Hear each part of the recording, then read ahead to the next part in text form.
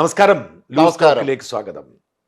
രാജ്മോഹൻ, സത്യത്തിൽ രണ്ട് വിഷയങ്ങൾ ഇന്ന് കൈകാര്യം ചെയ്യേണ്ടതുണ്ട്. അതെ. ഒന്ന് ഇന്നലത്തെയാണ്, ഒന്ന് ഇന്നത്തെയാണ്. ഇന്നലെ ലൂസ് സ്റ്റോക്ക് ഇല്ലായിരുന്നു. ഇന്നലെ ലൂസ് സ്റ്റോക്ക് ഇല്ല. ഇല്ലായിരുന്നു. അതുകൊണ്ട് നമുക്ക് ഇന്നലത്തെ തന്നെ ചെയ്യാം. അതെ. അതുകൊണ്ട് ഇന്നലത്തെ ചെയ്യുന്നതുകൊണ്ട് ഇന്നത്തെ നമുക്ക് പറഞ്ഞു പോവാം. അത് നമ്മുടെ മുഹമ്മദ് റിയാസിനെതിരെ അഴിമതി ആരോപണമാണ്. അത് വലിയ ഗുരുതരമായ പ്രശ്നമായി മാറിയല്ലോ. ഗുരുതര ചില്ലറ പദവിയല്ലല്ലോ. PSC മെമ്പർ സ്ഥാനം വാഗ്ദാനം ചെയ്തല്ലേ കാശ് വാങ്ങിച്ചേക്കുന്നത്. ഇത് വരും ദിവസങ്ങളിൽ ഡെവലപ്പ് ചെയ്യാൻ നമുക്ക് നാളെ ഒരുപക്ഷെ ചർച്ച ചെയ്യാൻ കഴിഞ്ഞെന്ന് വരെ. ഇവിടെ ഞാൻ അതിൻ്റെ അകത്ത് ഒരൊറ്റ കാര്യം മാത്രമേ പറയാൻ ആഗ്രഹിക്കുന്നുള്ളൂ. നീതിമാൻ ചമയാൻ ശ്രമിക്കുവാണ് റിയാസ്. യഥാർത്ഥത്തിൽ റിയാസാണ് ഇതിലെ വില്ലൻ, അല്ലാതെ ഒരു പ്രമോദ് ഒറ്റക്കണ്ടോ എന്തോ ഒരു പ്രമോദ് ഒരാൾ ഓട്ടോളി അല്ല. അയാൾ വെറും area committee member PSC member ആക്കാൻ പറ്റും ഒരാളിനെ. ഇയാളുടെ അയൽപക്കക്കാരനാണ്, റിയാസിന്റെ അയൽപക്കക്കാരനാണ്. റിയാസുമായിട്ട് ആത്മബന്ധമുള്ള ആളാണ്. ഞാൻ അതിനൊരു ഒറ്റ പോയിന്റ് മാത്രമേ പറയുന്നുള്ളൂ. ഇയാൾക്കെതിരെ പരാതി ഉണ്ടാവുന്നു. ഈ പണം നഷ്ടപ്പെട്ടവർ, അതായത് 60 ലക്ഷം രൂപയുടെ ഭാഗമായി 22 ലക്ഷം കൊടുത്തവർ ഈ ലോക്കൽ കമ്മിറ്റിയിൽ ആദ്യം പരാതി കൊടുക്കുന്നു. ഇത് ജില്ലാ കമ്മിറ്റിക്ക് കൊടുക്കുന്നു, ജില്ലാ കമ്മിറ്റി സംസ്ഥാന കമ്മിറ്റി കൊടുക്കുന്നു, സംസ്ഥാന സെക്രട്ടേറിയറ്റിന് കൊടുക്കുന്നു. ഇതിൻ്റെ ഇടയിൽ സംസ്ഥാന സെക്രട്ടറി റിയാസ് ജില്ലാ കമ്മിറ്റിക്ക് പരാതി കൊടുക്കുന്നു. വാർത്ത പുറത്തു വരുന്നത് വരെ ഒന്നും സംഭവിച്ചിട്ടില്ല. അതിനർത്ഥം എന്താണ്? അങ്ങോട്ടും ഇങ്ങോട്ടും അവർ ചാടിക്കളിക്കുമായിരുന്നു.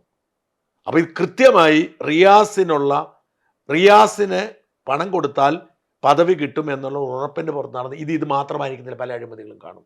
PSC മെമ്പർ സ്ഥാനം കിട്ടിയില്ലെങ്കിൽ വേറെ എന്തോ ഒരു പദവിയും കൊടുക്കാമെന്ന് പറഞ്ഞിട്ടുണ്ടായിരുന്നു ആയുഷ് ഡിപ്പാർട്ട്മെന്റ്. പക്ഷെ അതൊന്നും അവർക്ക് തൃപ്തിയാവത്തില്ല. കാരണം ഇവർക്ക് PSC അംഗത്വത്തിന്റെ ആകർഷണം എന്ന് പറയുന്നത് പെൻഷനാണ്. അതുപോലെ നമുക്ക് നാളെ അത് ഡെവലപ്മെന്റ് നോക്കിയിട്ട് ചർച്ച ചെയ്യാം. ഇന്ന് തീർച്ചയായും നമ്മൾ ചർച്ച ചെയ്യേണ്ടത് ഇന്നലെ ചർച്ച ചെയ്യേണ്ട KSEBയുടെ വൃത്തികേടാണ്. അത് ഇന്നും പ്രസക്തമാണ്. രാജ്മോഹൻ അതിന്റെ പശ്ചാത്തലം പറയൂ. അല്ല, അതിന് ഈ ഒരു വീട്ടുകാർ കറണ്ട് ബില്ല് അടച്ചില്ല എന്ന് പറയുന്നു. അവരെ വീട്ടിൽ ചെന്ന് പിന്നെ അവരെ ഫീസ് ഊരുന്നു, അവർ പൈസ അടയ്ക്കുന്നു, അവർ തിരിച്ചു വന്ന് ഇലക്ഷൻ ഓഫീസ് ബഹളം വെച്ചു എന്ന് പറയുന്നു. അവിടെ അടിച്ചു നടത്തുന്നൊക്കെ അവർ പരാതി പറയുന്നു. തുടർന്ന് ചെയ്യുന്നത് അവരെ മാതാപിതാക്കൾ താമസിക്കുന്ന വീട്ടിൽ തന്നെ ഫീസ് ഊരുകയാണ്. അപ്പോൾ അത് മക്കളെ ചെയ്തതിന് അച്ഛനമ്മയും വീട്ടിൽ ഫീസ് ഊരുന്ന ആദ്യം KSEB പറഞ്ഞ മക്കളും അവിടെ തന്നെ താമസിക്കുന്നതാണ്. അതാണ് KSEBയുടെ ന്യായം. പക്ഷേ ഞാനിതിനെ വളരെ ഗൗരവമേറിയ ഒരു മനുഷ്യാവകാശ ലംഘനമായ കാണും. തീർച്ചയായും. അപ്പം ഞാൻ ഇന്ന് നമ്മുടെ KSEB MD cum chairman Biju പ്രഭാകരോട് ഞാൻ ഞങ്ങൾ തമ്മിൽ ദീർഘനേരം തർക്കിച്ചിരുന്നു ഈ വിഷയത്തിൽ. അദ്ദേഹം പറയുന്ന ചില പോയിന്റുകൾ അംഗീകരിക്കേണ്ടതാണ്. അദ്ദേഹം എന്നോട് പറയുന്നത്, ഞാൻ KSEB ശരിയാക്കിയെടുക്കാൻ വന്ന ഒരാളാണ്. അപ്പോൾ എനിക്ക് ഏറ്റവും പ്രധാനപ്പെട്ട കാര്യം KSEB ജീവനക്കാരുടെ വിശ്വാസ്യത നേടുക എന്നുള്ളതാണ്. അപ്പോൾ KSEB ജീവനക്കാരെ കയറി ഒരുത്തം തല്ലിയിട്ട് അല്ലെ അതിൻ്റെ ഓഫീസ് അടിച്ച് തകർത്തിട്ട് അവരെ പിന്തുണയ്ക്കാൻ പറ്റുന്നില്ലെങ്കിൽ പിന്നെ ഞാൻ ഈ പണിയിൽ ഇരുന്നിട്ടോ എനിക്കൊരു പരിഷ്കാരം വരുത്താൻ പറ്റത്തില്ല. പോലീസ് സ്റ്റേഷൻ എന്ന് പറഞ്ഞാൽ വേറെ സ്ഥാപനമുണ്ട്. അതൊരു വശം. രണ്ട്, ഞാനപ്പോൾ അദ്ദേഹത്തോട് ചോദിച്ചു, ഈ ആരോപണത്തിന് എന്ത് തെളിവാണുള്ളത്? ഇവരീ പറയുന്ന ഓഫീസ് കയറി എന്തോ കറിയെടുത്തൊഴിച്ചൊന്നും എല്ലാം പറയുന്നതിൽ എന്ത് തെളിവാണുള്ളത്? അപ്പൊ ഇവിടെ അതൊരു വശം. രണ്ടാമത്തെ വശം, നിങ്ങൾ പറഞ്ഞ മാതിരി പോലീസ് ആകാനുള്ള അധികാരമുണ്ടോ KSEBക്ക് എന്നുള്ളത്? ഇതാണ് വിഷയം. അപ്പോൾ ആദ്യം നമ്മൾ ഈ അജ്മൽ എന്ന് പറയുന്ന യൂത്ത് കോൺഗ്രസ്സുകാരൻ്റെ ബിഹേവിയറിനെ നമുക്കൊന്ന് വിലയിരുത്താം. ഇപ്പം ഇന്നലെ ജയശങ്കർ ഏഷ്യാനെറ്റിൽ ശക്തമായി ഏഷ്യാനെറ്റിൻ്റെ വരുത്തർ വിളിച്ചു ഇന്നലെ. അതിൻ്റെ ഇടയ്ക്ക് വേറൊരു രസമുണ്ടായി, അറിഞ്ഞോന്നറിയില്ല നിങ്ങൾ. ഈ ജയശങ്കർ വ്യൂ എന്ന് പറഞ്ഞൊരു പ്രോഗ്രാം ഉണ്ടല്ലോ, ABC മലയാളം. അതിൻ്റെ അകത്ത് ഇന്നലെ 2 വീഡിയോകൾ രാത്രിയിൽ കയറുന്നു. ഒരു വീഡിയോ മൻമോഹൻ സിംഗ് മരിച്ചതിന് ശേഷം ജയശങ്കർ കൊടുക്കുന്ന ആദരാഞ്ജലിയാണെങ്കിൽ മറ്റൊരു വീഡിയോ VS അച്യുതാനന്ദൻ മരിച്ചതിന് ശേഷം ജയശങ്കറിന്റെ ആദരാഞ്ജലി. അയ്യോ, അതങ്ങനെ ഹാക്ക് ചെയ്താണെന്നാണ് അവർ അവകാശപ്പെടുന്നത്. പക്ഷെ എന്തായാലും 2 മരണം ഹാക്ക് ചെയ്താലും ഈ ജയശങ്കർ എങ്ങനെയാണ് ഇവർക്ക് മരിക്കാത്തവരുടെ മരണം കൊടുക്കുന്നത്? അല്ല, യഥാർത്ഥത്തിൽ സംഭവിച്ചത് ഞാൻ മനസ്സിലാക്കുന്നത്, ജയശങ്കർ അത്യാവശ്യം യാത്ര ചെയ്യുന്ന ആളാണല്ലോ. യാത്ര ചെയ്യുന്നതിൻ്റെ ഇടയിൽ VS മൻമോഹൻ സിംഗ് മരിച്ചു പോയാൽ ഇരിക്കട്ടെ എന്നോർത്ത് ചെയ്തു വെച്ചിട്ട് പോയത്, അത് കയറിപ്പോയതാണ്. ഞങ്ങൾക്ക് യാത്ര പറ്റിയിട്ടുണ്ട് പണ്ട്. കേരളത്തിലെ വളരെ പ്രമുഖനായ ഒരു നേതാവിന് പറഞ്ഞ പേര് പറഞ്ഞു, കേക്കാരനാറിന്റെ. വളരെ സീരിയസ് ആയിരുന്നപ്പോൾ തന്നെ അദ്ദേഹത്തെ കുറിച്ചുള്ള സ്റ്റോറീസ് എല്ലാവരും ചെയ്തു വെക്കും. കുറേ സ്റ്റോറി ചെയ്തു വെച്ചു എന്ന് മാത്രമല്ല, ഇതിൽ സംഭവിച്ച ഏറ്റവും വലിയ ദുഃഖകരമായ കാര്യം, ഇതിന്റെ ഏറ്റവും അധികം സ്റ്റോർ ചെയ്തിട്ടുള്ള ആള് മരിച്ചു എസ് ശങ്കരനാരായണൻ, ശങ്കരേട്ടൻ എന്ന് വിളിക്കുന്ന ട്രെയിനെല്ലാം കണ്ടുപിടും ട്രെയിനിൽ നിന്ന് വീണ് മരിച്ച. അപ്പൊ ശങ്കരേട്ടന് ഈ കേക്കറിന്റെ കുടുംബം വളരെ അടുത്ത ബന്ധം പുലർത്തുന്ന ഒരാളാണ്. അദ്ദേഹം ആണ് ഏറ്റവും അധികം സ്റ്റോർ ചെയ്തത്. പക്ഷേ അദ്ദേഹം ആദ്യം മരിക്കുന്നു. അയ്യോ. അപ്പൊ ചുരുക്കത്തിൽ അദ്ദേഹം നാളെ കേക്കറിനെ അന്തരിച്ചാൽ ഞങ്ങൾ ഈ സ്റ്റോറി പ്ലേ ചെയ്താൽ മിനിമം അറിയാവുന്ന ആളെങ്കിലും മനസ്സിലാവും നേരത്തെ ചെയ്തു വെച്ചാൽ. കാരണം ശങ്കരേട്ടന്റെ ശബ്ദമാണ് വളരെ പ്രത്യേകതയുള്ള ശബ്ദമാണ് അദ്ദേഹത്തിന്റെ. അങ്ങനെ ജയിന്നില്ല അറിയാമല്ലോ സംഭവിച്ചാണ്. ഒരു ദിവസം രാത്രിയോ മറ്റോ ഏതോ കുറച്ച് ഭാഗം ഇതിലെ ഒരു എഡിറ്റർ അബദ്ധം കൊണ്ട് കുറച്ച് നേരം പോയിട്ടുണ്ടായിരുന്നു മരിക്കുന്നതിന് മുമ്പ് ശകലം. എന്നിട്ട് പെട്ടെന്ന് വലിച്ചത് മനസ്സിലായി. ഇത് ഓടി തുടങ്ങിയാൽ മനസ്സിലായി ഇത് അബദ്ധമാണെന്നുള്ള. കാരണം അത് മുഴുവൻ പോയിട്ടൊന്നും വന്നില്ല. തുടക്കത്തിൽ എന്തോ ചെറിയ അബദ്ധം ഒരിക്കൽ പറ്റി. ഇതിങ്ങനെ സംഭവിച്ചതാവാം, ഹാക്ക് ചെയ്തതാണെന്നും പറയുന്നു. പക്ഷെ എന്നാലും അതൊരു ബുദ്ധിമുട്ടായി തീർന്നു. കാരണം ജീവിച്ചിരിക്കുന്നു. പക്ഷെ അത് മാധ്യമ പ്രവർത്തകർക്ക് വേറെ വഴിയൊന്നുമില്ല. ഞാൻ പലപ്പോഴും പറയാറുണ്ട്, ഇവിടെ നിവൃത്തി ഉണ്ടെങ്കിൽ ചെയ്ത് വെക്കണ്ട. കാരണം വെച്ചാൽ പ്രിന്റഡ് പത്രങ്ങൾക്കും ചാനലിനും വേണ്ടി വരും. അതെ, നമുക്ക് വേണ്ടി വരത്തില്ല. കാരണം പെട്ടെന്ന് ലഭ്യമാണല്ലോ. ടിവി ചാനൽ ലൈവ് കൊടുക്കാമല്ലോ. അത്തരം ഒരു സാഹചര്യം ഞാൻ പലപ്പോഴും, കാരണം ഭയങ്കര റിസ്ക് ആണ്. പിന്നെ ഇവരിത് എഡിറ്റ് ചെയ്ത് വെച്ചുകൊണ്ട് സംഭവിച്ചാൽ. എനിവേ, ജയശങ്കർ അപ്പം പറയുന്നു, അങ്ങേരുന്ന തെമ്മാടത്തിന് വികാരഭരിതനായിട്ടാണ് ജയശങ്കർ ഇന്നലെ സംസാരിച്ചത്. വളരെ വികാരം.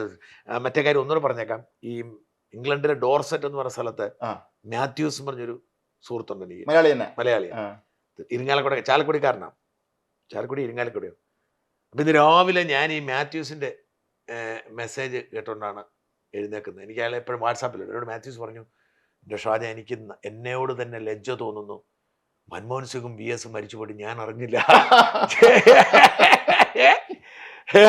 എന്നെ ഷാജ, ഞാനെങ്ങനെ അറിയാതെ പോയി? ഷാജ പോലെ ഒരു വീഡിയോ ചെയ്തിട്ടില്ല, ഇത് എന്താ സംഭവിച്ചേ? ഞാൻ മാത്യു എന്നായി പറയുന്നത്, നോക്കൂ, നിങ്ങൾ ഈ വീഡിയോ നോക്കുമ്പോൾ എനിക്ക് 2 ലിങ്ക് കിട്ടുന്നു. പക്ഷെ 2 ലിങ്കും പ്രൈവറ്റ് ചെയ്തിരിക്കുന്നു. അപ്പോഴാണ് ഞാൻ അന്വേഷിച്ചപ്പോഴേ ഒരു സംഭവം പിടി കിട്ടിയത്. എനിവേ, അതവിടെ നിൽക്കട്ടെ. അപ്പം നമുക്ക് ഈ ജയശങ്കർ പറഞ്ഞതും KCBയുടെ ചെയർമാൻ പറയുന്നു. KCB ചെയർമാൻ എനിക്ക് കിട്ടുന്നത്, കാണൂ, ഇതാണ് യഥാർത്ഥം പറഞ്ഞ ജയശങ്കറിൻ്റെതാണ് എനിക്ക് കട്ട് ചെയ്ത് കിട്ടുന്നത് KCBക്ക്. ഇത് പറഞ്ഞ ജയശങ്കർ KCB ചെയർമാന് വേണ്ടിയോ അല്ലെങ്കിൽ KCBക്ക് കൊണ്ട് പറയുന്നത് ഞാൻ വിചാരിക്കില്ല. അപ്പോഴത്തെ ബോധ്യം പറഞ്ഞതിനകത്തുള്ള ഒരു മിസ്റ്റേക്ക് എന്താണെന്ന് വെച്ചാൽ, ഇവരെല്ലാം അസ്യൂം ചെയ്യുന്നു ഈ പറയുന്ന അജ്മലും കൂട്ടരും KCBയുടെ ഓഫീസിൽ കയറി അവരെ തല്ലി, കമ്പ്യൂട്ടർ തല്ലിപ്പൊടി. അങ്ങനെയെങ്കിൽ തെറ്റാണ്. ഇനി അങ്ങനെയാണെങ്കിൽ പോലും വൈദ്യുതി കട്ടിയാനായിട്ട് നിയമത്തിൽ പറയുന്നില്ല ചെയ്യരുത്. അല്ലെങ്കിൽ ഇലക്ട്രിസിറ്റി റെഗുലേറ്ററി ആക്ട് പറയണം. 5-6 നിയമമുണ്ട്. കൺസ്യൂമറാണ്, അത് ഓർക്കണം. ഈ മനുഷ്യൻ കൺസ്യൂമറാണ്. അല്ല, ഇലക്ട്രിക് ആക്ട് പറയണം. KCB ജീവനക്കാരനെ ആരെങ്കിലും മർദ്ദിച്ചാൽ അവന്റെ വൈദ്യുതി കട്ട് ചെയ്യണം, നിയമത്തിൽ പറയണം. അപ്പോൾ പക്ഷേ ജയശങ്കർ അടക്കമുള്ള ഉന്നയിക്കുന്നത് ഈ ഗുണ്ടായിസം അനുവദിക്കുന്നത്. പക്ഷെ ഗുണ്ടായിസം നടന്നോ ഇല്ലയോ ഇവിടെയാണ് ചോദിച്ചത്. അപ്പം എന്നോട് ബിജു പ്രഭാകർ പറഞ്ഞത്, ഇവർ സ്ഥിരം കക്ഷികളാണ്, ഇവരിങ്ങനെ സ്ഥിരം ചെയ്ത്. ഞാൻ പറഞ്ഞു, അങ്ങനെ സ്ഥിരം കക്ഷികളാണെങ്കിൽ, സ്ഥിരം ക്രൈം ചെയ്തിട്ട് നിങ്ങളത് കറക്റ്റ് നടപടി എടുക്കാത്തതുകൊണ്ടല്ലേ. ഓരോ നടപടിക്കും, ഓരോ ആക്ഷനും ഒരു റിയാക്ഷൻ ഉണ്ട്. തീർച്ചയായും. അപ്പം ഒരാൾ നിയമലംഘനം നടത്തിയാൽ ആ നിയമലംഘനത്തിന് കൃത്യമായി നിയമത്തിനൊരു മറുപടിയുണ്ട്. അപ്പം ഇലക്ട്രിസിറ്റി ആക്ടിലും ഉണ്ടാവും, IPCയിലും ഉണ്ട്. അപ്പം ഇവിടെ 2 ആക്ഷൻസാണ് ഉണ്ടായിരിക്കുന്നത്. ഒന്ന്, ആദ്യം കറണ്ട് കട്ടാവുന്നു ബില്ലടയ്ക്കാത്തത് കൊണ്ട്. കറണ്ട് കട്ടാക്കാൻ ചെന്ന ഉദ്യോഗസ്ഥനെ കറി ഒഴിച്ചു വഴക്കുണ്ടാക്കി. അതാണ് ആദ്യത്തെ വിഷയം. രണ്ടാമത്തേത്, വീണ്ടും ഇവിടെ ഇലക്ട്രിസിറ്റി ഓഫീസിൽ പോയി അലമ്പുണ്ടാക്കി എന്നുള്ളതാണ്. അപ്പം ആദ്യത്തെ വിഷയത്തിൽ അയാൾ സമ്മതിച്ചിട്ടുണ്ട്, ഞാൻ കറി ഒഴിച്ചു എന്നുള്ള സമ്മതിച്ചിട്ടുണ്ട്. അതുകൊണ്ട് തന്നെ പിന്നെ അതിന് വേറെ അന്വേഷണമൊന്നും വേണ്ട. ആ ഉദ്യോഗസ്ഥനോട് മോശമായി പറ്റിയത് മാത്രമല്ല, അതിനപ്പുറം ഇച്ചിരോട് ചെയ്ത് കാണും. കാരണം നമ്മൾ ഒരു കാര്യം സമ്മതിക്കണമെങ്കിൽ കുറച്ചുകൂടെ ഉണ്ടാവണം. അപ്പൊ അവിടെ KCB ജീവനക്കാരെ നമ്മൾ ശരിവയ്ക്കണം. അവന്റെ ഭാഗത്ത് തെറ്റാണ്, അതിന് നിയമം അനുശാസിക്കുന്ന നടപടി എന്തോ അതെടുക്കാം. പക്ഷെ അപ്പോഴൊരു പ്രശ്നമുണ്ട്. എന്തുകൊണ്ടാണ് ജനങ്ങൾ KCB ഉദ്യോഗസ്ഥന്മാരോട് കരി ഒഴിക്കാൻ പോകുന്നത് അല്ലെങ്കിൽ തല്ലാൻ ശ്രമിക്കുന്നത്? ആ ഒരു സാഹചര്യം മനസ്സിലാക്കണം. എൻ്റെ അനുഭവം ഞാൻ പറയാം. ജയശങ്കറിൻ്റെ അനുഭവം വ്യത്യസ്തമാണ്. എൻ്റെ അനുഭവം, ഞാൻ താമസിക്കുന്ന കൊടപ്പനക്കുന്നിലെ വീട്ടിൽ ഒരു ദിവസം ഇവരൊന്ന് കട്ട് ചെയ്തു. അയലോക്കത്തുള്ള മനുഷ്യനും കാലെ കയ്യെ പിടിച്ച് പറഞ്ഞിട്ടും അവർ കട്ട് ചെയ്തിട്ട് പോയി. കാരണം ഇവർ ബില്ല് നമുക്ക് നോട്ടീസ് അയക്കും. നമ്മുടെ ബില്ലിൻ്റെ അകത്താണ് പറയുന്നത്, ഏത് നിങ്ങൾ കറണ്ട് അടയ്ക്കണം, ഇല്ലെങ്കിൽ ഞങ്ങൾ കട്ട് ചെയ്ത്. നമ്മുടെ ശ്രദ്ധപ്പെട്ടെന്ന് വരത്തില്ല. നമ്മളിങ്ങനെ ഒരു റെഗുലർ ഒരുപാട് ഞാൻ ആ ദിവസങ്ങൾ അവിടെ പോകുന്നില്ല, ഇച്ചിരി പണി നടക്കുന്ന സമയമാണ്, ഒരു കട്ട് ചെയ്തിട്ട് പോയി. അറിഞ്ഞപ്പോൾ തന്നെ കറണ്ട് പോയി എന്ന് അറിഞ്ഞപ്പോൾ തന്നെ നമ്മൾ ബില്ലടച്ചു. പക്ഷെ 3 ദിവസം എടുത്തു, 4 ദിവസം മുന്ന് പുനഃസ്ഥാപിക്കാൻ. ഇത് ഈ ആവേശം എന്തുകൊണ്ട് പുനഃസ്ഥാപിക്കാനില്ല എന്നുള്ളതാണ് ആദ്യത്തെ ചോദ്യം. ഇതൊരു പ്രധാനപ്പെട്ട വിഷയം തന്നെയാണ്. 2, ജനങ്ങളെ വെറുപ്പിച്ചുകൊണ്ടാണ്. നിങ്ങൾ മുമ്പേ സൂചിപ്പിച്ചതല്ലേ, നമ്മൾ കാശ് കൊടുക്കും, നമ്മൾ ഉപഭോക്താവാണ്, നമുക്ക് അവകാശം ഉണ്ടല്ലോ. ഇപ്പൊ ഞാനൊരു കടയിൽ പോയി സാധനം മേടിക്കുന്നു, ഇപ്പൊ ഞാൻ ചെന്നാൽ എനിക്ക് അവഗണനയില്ല, കാരണം എൻ്റെ ഫേസ് ഐഡന്റിഫൈ ചെയ്യും. പക്ഷെ ഞാൻ പലപ്പോഴും നമ്മുടെ കടകളിൽ സാധനം മേടിക്കാൻ വളരെ സങ്കടം തോന്നുന്നത് അറിയോ, ഈ കടയിൽ സാധനം വിൽക്കാതിരിക്കുന്നവർ മൊബൈലിൽ ഇരുന്ന് സംസാരിച്ചുകൊണ്ടിരിക്കുക, നമ്മളെ ഗവനിക്കാതെ. ഞാൻ പലപ്പോഴും കണ്ടു, ഞാൻ അതുകൊണ്ട് മാത്രം സാധനം മേടിക്കാതെ പോന്നിട്ടുണ്ട്. അയാൾക്ക് പ്രിഫറൻസ് കൺസ്യൂമർ എന്ന നിലയിൽ ഞാനല്ല, അയാൾക്ക് ആ മൊബൈലിൽ സംഭാഷണം നടത്തുന്ന ആളാണ് എന്ന ഒറ്റ കാരണം കൊണ്ട് ഞാൻ പണ്ട്, ഇപ്പൊ പക്ഷേ എനിക്ക് അങ്ങനെ പ്രശ്നമില്ല, കാരണം എന്നെ ആളുകൾ അറിയുന്നത് കൊണ്ട് ഞാൻ ചെല്ലുമ്പോഴേ മൊബൈലാണെങ്കിൽ അവർ മാറ്റി വെച്ചിട്ട് നമുക്ക് സാധനം ചെയ്യും. പക്ഷെ നേരത്തെ എനിക്ക് പല അനുഭവങ്ങളുണ്ട്. നമ്മൾ കടയിൽ ചെന്നിട്ട് നിൽക്കുക, കടക്കാരൻ ഫോണിൽ സംസാരിച്ചുകൊണ്ട് നിൽക്കുക. ആ ഒരു ആറ്റിറ്റ്യൂഡ്, അതായത് നമ്മൾ പണം കൊടുക്കുന്ന, അതും നമുക്ക് അവരെ സബ്സിഡി ഒന്നും ഇല്ല, ഇത് നമ്മളെ പിടിച്ചു പറിക്കുക. അതായത് ശരിക്കും പറഞ്ഞാൽ കേരളത്തിലാണ് ഏറ്റവും ഗതികെട്ട അവസ്ഥ ഈ വൈദ്യുതി ബില്ലിന്റെ കാര്യത്തിൽ. അതിന് തന്നെ 1 യൂണിറ്റ് കറണ്ടിന്റെ മെയിൻ പവറായി കണക്കാക്കുന്നത് 2 രൂപയാണ്. ഒരു യൂണിറ്റ് കറണ്ടിന്റെ നമ്മുടെ മെയിൻ പവർ 2 രൂപ. അവരുടെ, അതായത് ഇവരുടെ കൂലി ശമ്പളം എന്ന് പറയുന്നത് 2 രൂപയാണ്. അത് ലോകത്തോട്ടത്തില്ല. 2 രൂപയ്ക്ക് നമുക്ക് കറണ്ട് കൊടുക്കാൻ പറ്റും, എല്ലാ ചെലവോടെ. ഇത് അത്രമാത്രം ആവശ്യത്തിലധികം ജീവനക്കാരെ വെച്ച് ആവശ്യത്തിലധികം ശമ്പളം കൊടുത്ത് പിന്നെ ബില്ലിലേക്ക് നിങ്ങൾ നോക്കൂ. ഈ മാസം മുതൽ ബില്ല് നോക്കിയാൽ മതി. അഡീഷണൽ വേറെ ഡിപ്പോസിറ്റ് നേരത്തെ ഉള്ളതാ, ഡിപ്പോസിറ്റിൽ അഡ്വാൻസ് അങ്ങനെ തോന്നുന്നു. ഇതെന്താണ് വ്യത്യാസം? ഡിപ്പോസിറ്റ് ഇവന്മാർ എല്ലാ കൊല്ലവും മേടിക്കും, അത് 3 ഇരട്ടിയാണ്. നമ്മുടെ ആവറേജ് ബില്ലിന് 3 ഇരട്ടി ഡിപ്പോസിറ്റ് വെക്കുക. പലിശ തരുന്നുണ്ടോ? ഇല്ല, ഒന്നുമില്ല. ഡിപ്പോസിറ്റ് വെക്കും. മീറ്ററിന് വാടക, എന്നാ പിന്നെ മീറ്റർ ഒറിജിനൽ കൊണ്ട് വെച്ചാൽ എത്രയോ കാലമായി, ഇപ്പൊ 50 കൊല്ലമായി കറണ്ട് ബില്ല് അടയ്ക്കുന്നില്ല, 50 കൊല്ലമായി മീറ്ററിന് വാടക കൊടുക്കുവാണ്. എന്നാ പിന്നെ ഇവർ മീറ്റർ നമ്മളോട് കാശ് മേടിച്ചിട്ട് പ്രശ്നം തീർന്നല്ലോ. അപ്പം ഞാൻ അതുകൊണ്ട് മീറ്റർ മേടിക്കാം. എന്നോട് ഒരാൾ നിങ്ങൾ മീറ്റർ മേടിച്ചു, അപ്പൊ ഞാൻ ഒരാൾ മീറ്റർ മേടിച്ച് വെച്ച് മീറ്റർ കേടായ ഈ മീറ്ററിന്റെ 10 ഇരട്ടി കാശ് കൊടുക്കണം, നന്നാക്കാൻ പറയണേ, ലാരി KSEB നന്നാക്കാൻ പറയണേ. പിന്നെ ഈ ഇമാര് മേടിച്ചിരിക്കുന്ന മീറ്ററിന് ഇമാർ റെഗുലേഷൻ നടത്തണേ, വീണ്ടും കാശ് കൊടുക്കണം. നമ്മളൊരു മീറ്റർ മേടിച്ചു വെച്ചു, ഈ മീറ്റർ ഇവർ അപ്രൂവ് ചെയ്യണ്ടേ? അപ്പൊ ഇങ്ങനെ കൊള്ളയടക്കുന്നു. സെസ്, അത് ഡിപ്പോസിറ്റ്, പിന്നെ യൂണിറ്റ്, ഇങ്ങനെ കറണ്ടിനെ മനുഷ്യനെ പറ്റിച്ചു പിഴിയുന്നു. ഒരു തരത്തിലും നമ്മളോട് ദയയില്ലാത്തത് കൊണ്ട് ആ ഒരു വശത്ത്. മറുവശത്ത് ഇവരുടെ ശമ്പളം എത്ര രാജ്മോഹൻ? ചീഫ് സെക്രട്ടറിയേക്കാളും വലിയ ശമ്പളമാണെന്ന് കേൾക്കണം അവിടുത്തെ പല എക്സിക്യൂട്ടീവ് എഞ്ചിനീയർമാർക്ക്. എത്ര എക്സിക്യൂട്ടീവ് എഞ്ചിനീയർമാരാ? KSEB ആയിട്ട് നമുക്ക് ലോങ് ഫൈറ്റിംഗ് പാരമ്പര്യമുണ്ട്. അപ്പൊ KSEBയിലെ അപ്പൊ അതായത് ഇപ്പൊ ഒരു പ്രോജക്റ്റ് തുടങ്ങുന്നു, ഉദാഹരണത്തിന് കല്ലട ജലവൈദ്യുതി പദ്ധതി. ഇപ്പൊ KSEBന്ന് ഒരു 10 എക്സിക്യൂട്ടീവ് എഞ്ചിനീയർമാരെയും ഒരു കുറെ അസിസ്റ്റന്റ് എഞ്ചിനീയർമാരെയും ഉണ്ട്. കല്ലട പദ്ധതി പൂർത്തിയായി 25 കൊല്ലം കഴിഞ്ഞാലും ഇവരെ തിരിച്ചു കൊണ്ടുവരത്തില്ല. ഇവിടെ മുഴുവൻ ഇലക്ട്രിസിറ്റിയിലെയും പ്രോജക്റ്റുകൾ അത് പണ്ടേ തീർന്നു. പക്ഷെ ഈ തസ്തികകൾ നിലനിർത്താൻ വേണ്ടി ഇവിടെ നിൽക്കും. അല്ലെങ്കിൽ മീറ്റർ റീഡിംഗ് തസ്തിക ഇപ്പോഴും ഉണ്ട്. ആരാണ് മീറ്റർ റീഡിംഗ് നടത്തുന്നത്? എന്തിനാണ്? സ്മാർട്ട് മീറ്റർ ആയില്ലേ? കാലം മാറിയൊന്നും ഇവർ അറിയുന്നില്ല എന്ന് പലപ്പോഴും തോന്നുന്നു. ബില്ല് ഓൺലൈൻ ബില്ലാണ് ഇപ്പൊ അടയ്ക്കുന്നത്. ഇവർ പണ്ട് മുതലേ ബില്ലിന് കയറുന്ന ഒരു ബില്ലിംഗ് ഓഫീസിൽ ഒരു അസിസ്റ്റന്റ് എക്സിക്യൂട്ടീവ് എഞ്ചിനീയറും കുറെ സൂപ്രണ്ടന്മാരും കുറെ ക്ലർക്കുമാരും ഇരിക്കുവാണ്. കാഷ്യർ ആരാണ് പോയി കാശ് അടയ്ക്കുന്നത്? അപ്പൊ ഇവരിങ്ങനെ ജനങ്ങളെ കൊള്ളയടിച്ച് ഇവർക്ക് സാധാരണ ഞാൻ അന്വേഷിച്ചു എന്തുകൊണ്ടാണ് KSEB ജീവനക്കാർക്ക് ഇത്രയധികം ശമ്പളം. അതായത് നമ്മളൊരു കാര്യം ആലോചിക്കണം, ലോകത്തില്ലാത്തൊരു പരിപാടിയുണ്ട്. പിണറായി വിജയൻ ഒപ്പിച്ച പണിയാണ്. പിണറായിയുടെ ആ ഒരു വൃത്തികെട്ട മനസ്സിന്റെ ഉദാഹരണം. ഇയാൾ വൈദ്യുതി മന്ത്രി ആയിരുന്നപ്പോൾ 96 ഇയാൾ വൈദ്യുതി മന്ത്രി ആയിരുന്നപ്പം KSEBയിലെ വർക്കർ തസ്തികയിലേക്ക് ഒരാൾ ജോലിക്ക് എടുക്കണമെങ്കിൽ യോഗ്യത നിശ്ചയിച്ചു. എന്താണെന്നറിയാമോ? 10ാം ക്ലാസ് തോറ്റിരിക്കണം. എന്ന് വെച്ചാൽ നിങ്ങൾ 10ാം ക്ലാസ് ജയിച്ചാൽ നിങ്ങൾക്ക് കിട്ടുന്നില്ല. അപ്പൊ നിങ്ങൾ ശ്രദ്ധിച്ചു, 99.8%, 9%ആണല്ലോ ശിവൻകുട്ടി ജയിപ്പിക്കുന്നത്. ഈ 1% KSEB വർക്കറാവാനാ. അത് KSEBയിലെ ഏതെങ്കിലും ഒരു ഉദ്യോഗസ്ഥന്റെ മകനോ അല്ലെങ്കിൽ ബന്ധുവായിരിക്കും. സാധ്യതയില്ലല്ലോ, പാസല്ലേ. അപ്പൊ അതുകൊണ്ട് ഇവൻ തോറ്റാൽ മാത്രമേ ഇവന് KSEB ജോലി കിട്ടത്തുള്ളൂ. നമുക്ക് വിശ്വസിക്കാൻ കഴിയത്തില്ല. ഇവൻ തോറ്റാൽ മാത്രമേ KSEB ജോലി കിട്ടത്തുള്ളൂ. നമ്മൾ പോയി മെനക്കെട്ടുന്ന പരീക്ഷ എഴുതി, ഇനി അല്ലാത്തവരും ജയിപ്പിക്കുക. പരീക്ഷ എഴുതാത്ത ബംഗാളി ജയിച്ചെന്ന് പറഞ്ഞു തവണ മലയാളത്തിനൊക്കെ വലിയ മാർക്കിന്. അപ്പൊ ഇവര് തോപ്പിക്കും. അപ്പോൾ എന്ത് കഷ്ടപ്പെടണം തോപ്പിക്കാനായിട്ട്. അല്ല, ഇന്നത്തെ കാലത്ത് വളരെ ബുദ്ധിമുട്ടാണ് തോപ്പിക്കാൻ. കാരണം ഇത്രയും പേരെ ജയിപ്പിച്ചുവിടെയല്ലേ. അപ്പൊ എന്നിട്ട് തീരുന്നില്ല, വർക്കറായി നല്ല ശമ്പളത്തിൽ ജോലിക്ക് കയറുന്നു. വർക്കറായി ജോലിക്ക് കയറി കഴിഞ്ഞാൽ പിന്നെ ഒരു തുല്യതാ പരീക്ഷ എഴുതണം. തുല്യതാ പരീക്ഷ എവിടെ പോലും നമുക്ക് എഴുതാം, ചുമ്മാ.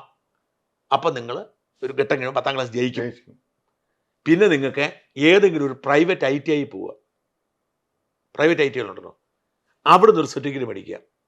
ഇലക്ട്രീഷ്യനോ ഇലക്ട്രിക്കലോ എല്ലാം പഠിച്ചു പറഞ്ഞു. ഈ സാധനം കിട്ടിയാൽ എന്താവുമെന്നറിയോ? തുല്യതാ പരീക്ഷ പാസ്സായി നിങ്ങൾ ഓവർസിയർ ആവും. ഓവർസിയർ കഴിഞ്ഞിട്ട് ഈ പ്രൈവറ്റ് ITIയിൽ നിന്നൊരു സാധനം മേടിച്ചുകൊണ്ട് കൊടുത്താൽ സബ് എഞ്ചിനീയർ ആവും. Sub engineer. അതായത് 99.9% പേരിൽ ജയിക്കുന്നിടത്ത് തോറ്റവൻ സബ് എഞ്ചിനീയർ ആയിട്ട് അവന്റെ ശമ്പളം എത്ര എന്നറിയോ? 1.5 ലക്ഷം രൂപ. KSB നടക്കുന്നതാണ്. പിണറായി വിജയൻ ഈ നാടിന് നൽകിയ ഏറ്റവും വലിയ കൊള്ളയാണ്. ഇതൊന്നും ആരും ചർച്ച ചെയ്ത്, ഞാൻ ഇതിനെക്കുറിച്ച് ഒരിക്കൽ പറഞ്ഞപ്പോൾ എന്നെ പന്യൻ രവീന്ദ്രൻ്റെ മകൻ എന്നെ വിളിച്ചു. ഇത് സത്യമാണോ എന്ന് ചോദിച്ചു. ഞാൻ ഡോക്യുമെന്റിൽ അയച്ചു കൊടുത്തു. പിന്നെ പന്യൻ രവീന്ദ്രൻ മകൻ എന്നെ വിളിച്ചിട്ടില്ല. അല്ല, ഇത് ഇവർ ഈ കണക്ഷ ഊരുന്നതിനെ കുറിച്ച് പെട്ടെന്ന് എനിക്ക് വേറെ കാര്യം ഓർമ്മ വന്നു. ഒരുപാട് വർഷങ്ങൾക്ക് മുമ്പാണ് നമ്മുടെ വൈദ്യുതി ഭവനം ഉണ്ടല്ലോ തിരുവനന്തപുരത്ത്, ഇത്രയും നിലകളുള്ളതാണല്ലോ. അവിടുത്തെ ചെയർമാനെ കണ്ടുപോകാൻ വേണ്ടി സെപ്പറേറ്റ് ലിഫ്റ്റ് അങ്ങനെ എന്തോ സംവിധാനം ഉണ്ടായിരുന്നു. ഒരു ദിവസം ചെയർമാൻ വന്ന് നോക്കുന്ന ഈ ലിഫ്റ്റ് അനക്കമില്ല. അപ്പൊ എന്താന്ന് ചോദിച്ചവൻ പറഞ്ഞു, ഈ ലിഫ്റ്റ് കമ്പനിക്കാരന് പൈസ കൊടുക്കാണ്. അവൻ വന്നത് കട്ട് ചെയ്തിട്ട് പോയി. ഇവരടുത്ത് ചെയ്ത പരിപാടി എന്താണെന്ന് വെച്ചാൽ അവന്റെ ഓഫീസിന്റെ കറണ്ട് കട്ടി. പിന്നെ അവർ അന്തം വിട്ടു. അവർ തിരിച്ചു വന്ന് ചെയ്ത് കൊടുത്തു എന്നാണ് പറയപ്പെടുന്നത്. സത്യമായിരിക്കും. ഇതിന്റെ അകത്തൊന്നും അത്ഭുതമില്ല. എന്നെ കാണാനായിട്ട് പന്തളത്തുനിന്ന് ഒരാൾ വന്നു. അയാൾ മലബാർ സിമൻസ് ഉണ്ടല്ലോ, മലബാർ സിമൻസ് അല്ല, ട്രാവൻകൂർ സിമൻസ്, കോട്ടയത്ത് നാട്ടകത്ത്. 1 വർഷമായിട്ട് എങ്ങാണ്ട് അതിന് ശമ്പളം കൊടുക്കുന്നില്ല. വലിയ ലാഭത്തിൽ പോയിക്കൊണ്ടിരുന്ന പ്രസ്ഥാനമാണ്. അപ്പോൾ ആള് പറഞ്ഞത് അത് നശിക്കുന്നതിന് ഉദാഹരണം നമ്മുടെ ആന്റണി രാജു എന്നെ ചെയർമാൻ സമയത്ത് 2 കോടി രൂപ KM മാണി അനുവദിച്ചു. അതിൽ 35 ലക്ഷം എടുത്ത് ആദ്യം തന്നെ കാർ മേടിച്ചെന്ന് പറഞ്ഞു. അത് ശമ്പളം മേടിച്ചു തുടങ്ങി. ഇങ്ങനെയാണ് പൊതുമേഖലാ സ്ഥാപനങ്ങളെ അവസ്ഥ. ഇതാണ്, കാർ മേടിക്കാന്ന് പറഞ്ഞു. അപ്പൊ ഞാൻ പറഞ്ഞത്, ഈ ലെവലിൽ നടക്കുമ്പോൾ ജനങ്ങൾക്ക് ഭയങ്കരമായ എതിർപ്പുണ്ട്. നമ്മൾ മനസ്സിലാക്കേണ്ടത് KSB ജീവനക്കാരെ ജനങ്ങൾ കൂവുന്നതിലോ അവരെ കാണുമ്പോൾ കറിയിട്ട് എറിയുന്നതിലോ നമ്മൾ അവരെ കുറ്റം പറഞ്ഞിട്ട് കാര്യമില്ല. എൻ്റെ കാമ്പൗണ്ടിൽ കയറി എന്നോട് വൃത്തികേട് കാണിക്കുക, ഞാൻ എന്തെങ്കിലും പറഞ്ഞ ഉടനെ എൻ്റെ പേരിൽ കേസെടുക്കുക. നമ്മുടെ കാമ്പൗണ്ട്, നമ്മുടെ വീട്ടിൽ കയറിയാണല്ലോ. സ്ത്രീയോട് മോശമായി സംസാരിച്ചതാണ് അവർ പറയുന്നത്. ഇത് കഴിഞ്ഞിട്ട് അങ്ങനെയാണ് പരിപാടി. അപ്പം എന്തായാലും അയാളുടെ ഭാഗത്ത് മിസ്റ്റേക്ക് ഉണ്ട്. ഇതിവിടെ തീരേണ്ടതാണ്. പിന്നെ ഇവൻ എന്ത് ചെയ്തു? പുനഃസ്ഥാപിക്കാത്തത് കൊണ്ട് KSB ഓഫീസിൽ ചെന്നു. KSB ഓഫീസിൽ ചെന്നിട്ട് തർക്കിച്ച് കാണും, ഉറപ്പാണല്ലോ അത്. ഇവർ പറയുന്നു ഇവൻ ഈ ഓഫീസിലെ എല്ലാ സാധനവും തല്ലി ഉടച്ചു, 4 ഓഫീസർമാർ തല്ലിയെന്ന് പറയുന്നു.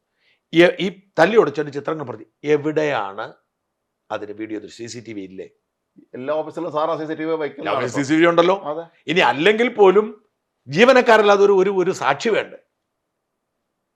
അതും അത്രയും തച്ചുടച്ചിട്ട് ഒരു ജീവനക്കാരൻ്റെ മൊബൈലിൽ നിന്ന് എടുക്കാൻ പറ്റും. ഞാൻ പത്തനംതിട്ടയിലെ ഒരു KSB ഓഫീസിൽ കയറിയിട്ട് ഒരാളെ തല്ലുന്നൊരു വീഡിയോ എൻ്റെ കിട്ടി. അതിൻ്റെ അകത്ത് മറ്റൊരു ജീവനക്കാർ അപ്പം തന്നെ പണം എടുത്തിട്ടുണ്ട്, ഒരാളെ തല്ലുന്നുണ്ട്. അത്തരം പ്രവർത്തികൾ നിയമ നടപടി എടുക്കണം.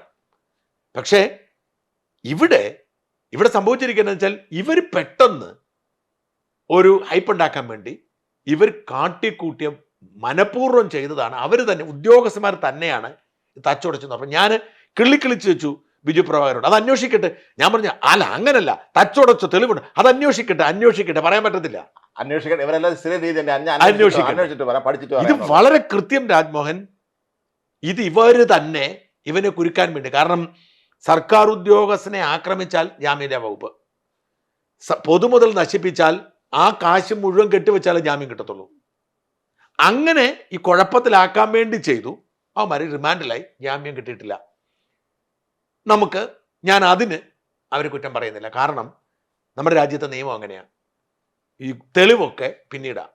അപ്പോൾ ഇവർ തച്ചുടച്ചു എന്ന് പരാതി ഉണ്ടെങ്കിൽ അതിന് നഷ്ടപരിഹാരം കെട്ടിവെച്ചിട്ട് തിരിച്ചിറങ്ങാൻ പറ്റത്തുള്ളൂ. അത് നമുക്ക് എന്ത് ചെയ്യാൻ പറ്റും? നമ്മളുടെ നിയമമാണത്. എനിക്ക് ഒരു സംശയം കൂടെ ഉള്ളത്, ഇവർ തഹസിൽദാരെ പറഞ്ഞിട്ട് എന്തിനാണ് സത്യവാങ്മൂലം വാങ്ങിക്കാൻ പോയെന്നല്ല. അവിടെയാണ്, അതിലേക്ക് വരാം. അവിടെയാണ് ഗൗരവമേറിയ വിഷയം രാജ്മോഹൻ. അപ്പൊ ആദ്യത്തെ ഭാഗം കഴിഞ്ഞു. ഇത് ജനവികാരം, അതായത് നമ്മൾ ഇത്രയും ഭാഗം കഴിഞ്ഞെന്ന് വെച്ചോളൂ. അതായത് ഇവർ വന്ന് അവിടെ അടിച്ചു, ഇവർ കേസ് കൊടുത്തു, അവന്മാർ ജയിലിലായി. ഇതാണെങ്കിൽ ജനവികാരം KSBക്ക് ശക്തമായിട്ട് എതിരാവില്ല. പക്ഷെ പിന്നെ കഴിഞ്ഞതെല്ലാം, പിന്നെ നടന്നതെല്ലാം അങ്ങേയറ്റത്ത് നിയമലംഘനവും ജനവികാരത്തിനെതിരെ വെല്ലുവിളിയായിരുന്നു. അതായത് ഇവന്മാരെ അടിച്ചു എന്ന് ഉറപ്പില്ലാതെ തന്നെ ജയിലിൽ അടച്ചു പോട്ടെ. എന്നിട്ടാണ് KSEB ഇവരുടെ വൈദ്യുതി കട്ട് ചെയ്യാൻ തീരുമാനിക്കുന്നത്. ഇവന്മാർ പൈസ അടച്ചു, അതെ, കണക്ഷൻ കൊടുത്തതാണ്, പിന്നെയും കട്ട് ചെയ്യുന്നു. ഇതോടുകൂടിയാണ് ജനവികാരം ശക്തനെതിരാകുന്നത്. സത്യത്തിൽ ഞാൻ പറഞ്ഞ മേയറുടെ കാര്യത്തിൽ സംഭവിച്ചത്, നമ്മുടെ തിരുവനന്തപുരം മേയറുടെ കാര്യം സംഭവിച്ചത് അതിന്റെ വേറൊരു പതിപ്പാണിത്. അതിന്റെ പതിപ്പ്. അതായത് ഒരു സർക്കാർ ഉദ്യോഗസ്ഥൻ, അത് IAS കാരനാണെങ്കിലും ശരി, താഴത്തെ തട്ടിലാണെങ്കിലും ശരി, അയാൾ ചെയ്യുന്ന ഒരു ഒരു നടപടിക്ക് നിയമത്തിന്റെ പരിരക്ഷ വേണം. ഇപ്പൊ എന്നെ നമ്മൾ ആലോചിക്കും, ഒരു കൃത്യം 1 വർഷം മുമ്പാണ് നമുക്കെതിരെ കേസ് വരുന്നത്. അന്ന് നിയമലംഘനങ്ങളുടെ ഒരു പറുദീസയായിരുന്നു. എത്രയോ അതായത് PV അൻവർ എന്ന് പറയുന്ന ഒരു ജനപ്രതിനിധി തുടർച്ചയായി പോസ്റ്റ് ഇട്ടിട്ട് എന്നെ പൂട്ടും, എന്നെ കമ്പനി അടച്ചു പൂട്ടും, മറുനാടൻ ഇല്ലാതാക്കും, ജയിലിലടയ്ക്കും, നിരന്തരം അങ്ങ് വെല്ലുവിളിക്കുക. 6ാം നിലയിൽ തിറക്കും എന്ന് പറഞ്ഞാൽ ഇറക്കുമടാ. പക്ഷെ ആ നിയമലംഘനം അയാൾ പറയുമ്പോൾ പോലും അത് നിയമപരമാക്കാൻ ശ്രമം നടത്തി.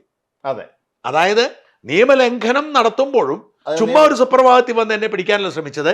എനിക്കെതിരെ ജാമ്യമില്ലാത്തൊരു കേസ് ഇട്ടിട്ട് ആ കേസിന്റെ അടിസ്ഥാനത്തിൽ എന്നെ പിടിക്കുക. അതിൽ എന്നെ കിട്ടാതെ വന്നപ്പോൾ ജാമ്യമില്ലാത്ത പല കേസുകൾ ഇടുക, ആ കേസിന്റെ അടിസ്ഥാനത്തിൽ പിടിക്കുക. അല്ലാതെ സുപ്രഭാതത്തിൽ അൻവറും ഗുണ്ടകളോട് ഓടി വന്നിട്ട് എന്നെ പിടിച്ച് എന്റെ പുറകെ കൈ വെച്ചോണ്ട് പോവുകയല്ല ചെയ്തത്. അതിനെല്ലാം ശ്രമിച്ചത്. ആ ഒരു മര്യാദ ഇവിടെ കാണിച്ചില്ല. അതായത് ഇവിടെ അവർ ചെയ്ത കുറ്റകൃത്യത്തിന് അവർക്കെതിരെ ജാമ്യമില്ലാ വകുപ്പ് അനുസരിച്ച് ജയിലിൽ അടച്ചു. പിന്നെ പറയാണ് നിന്റെ വീടിന്റെ ഫ്യൂസ് ഞാൻ ഊരും. ആരുടെ വീടിന്റെ?